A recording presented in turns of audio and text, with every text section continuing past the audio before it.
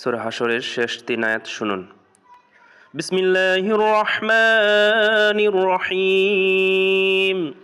হুয়াল্লাহুল্লাযী লা ইলাহা ইল্লা হুয়া আলিমুল গায়বি ওয়াশ শাহাদাহ হুয়ার রহমানুর রহিম।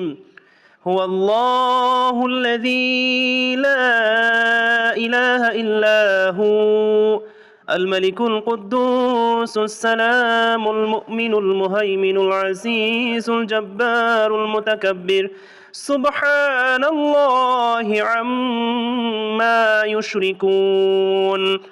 هو الله الخالق البارئ المصور له الأسماء الحسنى يسبح له ما في السماوات والأرض وهو العزيز الحكيم.